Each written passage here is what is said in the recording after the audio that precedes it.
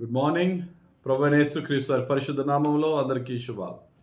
ఈరోజు మన అనుదిన ఆత్మీయ ఆహారంగా కీర్తన గ్రంథము 87వ కీర్తన 6వ వచనం ధ్యానించుకుందాం. 6-7 వచనాలు. యెహోవా జనముల సంఖ్య రాయించున్నప్పుడు ఈ జనము అక్కడ జన్మించునని సెలవిచ్చాను. పాటలు పాడుచు వాద్యములు వాయించుచు మా ఓటలన్నీ నీ అందే ఉన్నవని వారందరూ.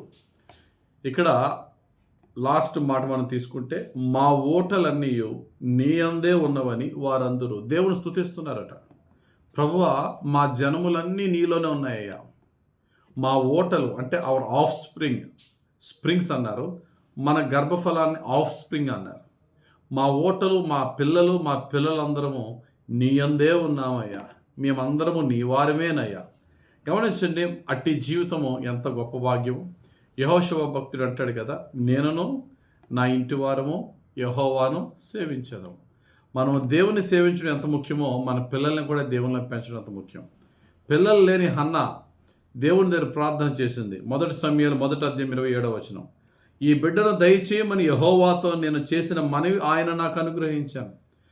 మనం అందరం కూడా గర్భఫలం కొరకు ప్రార్థన చేసిన వారమే. దేవుడు మన గర్భఫలం ఇచ్చిన తర్వాత, మన ప్రార్థనలకు ఫలముగా దేవుడు ఇచ్చిన తర్వాత ఆ బిడ్డల్ని ఎలా పెంచుతున్నాం అనేది యోచించుకోవాలి ఒకసారి. హన్నా అంటారు, కాబట్టి నేను ఆ బిడ్డను యెహోవాకు ప్రతిష్ఠించుచున్నాను, తాను బ్రతుకు దినములన్నీ వాడు యెహోవాకు ప్రతిష్ఠితుడు అని చెప్పాను. అప్పుడు వాడు యెహోవాకు అక్కడనే మ్రొక్కాను.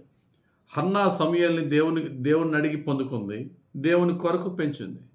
మనమందరం కూడా మన గర్భఫలం యెహోవా ఇచ్చే బహుమానం కనుక దేవుడిచ్చిన బహుమానాలని దేవునిలో పెంచగలిగితే మనము కూడా అంటాం, ప్రభువా, మా పిల్లలందరము నీలోనే ఎదుగుతున్నామయ్యా అని. ఎలా ఎదగాలి, ఎలా పెంచగలం అలాగా? అందుకనే ధర్మశాస్త్రంలో ద్వితీయోపదేశకాండం 6వ అధ్యాయము 6వ వచనం 7వ వచనంలో, నేను మీకు ఇచ్చిన ఆజ్ఞలన్నీ మీ హృదయంలో ఉంచుకోవాలి, మీ పిల్లలకి చెప్పాలి, వారు భోజనం చేస్తున్నప్పుడు, ప్రయాణంలో ఉన్నప్పుడు కూడా వాటి గురించి వారికి వివరించాలి. మనం పిల్లలకి చదువులు, బట్టలు కొనడం, చదువులు చెప్పడం, లేకపోతే వసతులు ఇవ్వడం ఎంత ఇంపార్టెంటో అంతకంటే ఇంపార్టెంట్గా ఎఫ్ఎస్సీలకు రాసిన పత్రిక 6వ అధ్యాయం 4వ వచనంలో తండ్రులారా అని అడ్రస్ చేస్తూ, తండ్రులు పిల్లలకి అన్నీ ప్రొవైడ్ చేస్తారు. వాటన్నిటికంటే ముఖ్యంగా తండ్రులారా మీ పిల్లల కోపం రేపక ప్రభు యొక్క శిక్షలోనూ బోధలోనూ వారిని పెంచుడి. దేవునిలో పెంచాలి. పెంచకపోతే ఏమవుద్ది?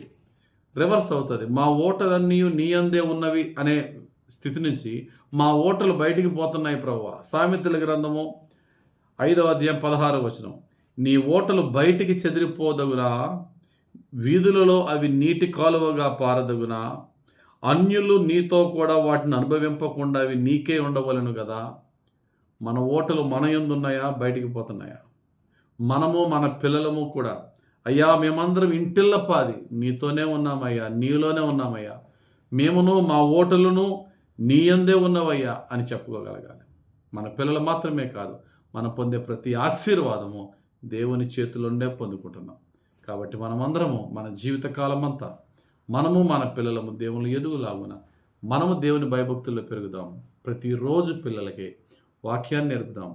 మనం ప్రార్థన చేస్తూ పిల్లలను ప్రార్థనలు నడిపిద్దాం. అప్పుడు మన పితరులకు దేవుడైన యెహోవా నీకు, నాకు, మనకి, మన నెక్స్ట్ జనరేషన్స్ కూడా తోడున్నప్పుడు ఆయన మనలను నిత్యత్వంలో నడిపిస్తాడు. మనము మన ఓటలు యేసయ్యతో నిత్యత్వంలో పరలోకంలో శాశ్వత కాలం ఆనందించగలం. దేవుడి వాక్యం దీవించి మన జీవితంలో నెరవేర్చును గాక. ఆమేన్. ప్రార్థన. మహిమగల తండ్రి, ధ్యానించిన వాక్య ప్రకారం మా వ్యక్తిగత జీవితాలను, మా పిల్లలను, మా కుటుంబస్తులను, భార్యాభర్తల పిల్లల ఇంటిల్లపాది అందరినీ నీ పరిశుద్ధతలో, నీ పవిత్రతలో, నీ ఆత్మీయతలో, నీ రక్షణలో నడిపించమని, మా ఓటలన్నీ నీలో ఆనందించే భాగ్యం దయచేయమని యేసుక్రీస్తు ప్రభు పరిశుద్ధ నామములో ప్రార్థించి వేడుకొనుచున్నాం తండ్రి. ఆమేన్. తండ్రి యొక్క కుమారుని యొక్క పరిశుద్ధాత్మదేవుని అభిషేకం హెచ్చుగా మనందరిపై, మన కుటుంబాలపై దిగి వచ్చి దీవించును గాక. Amen. God bless you. Have very blessed day.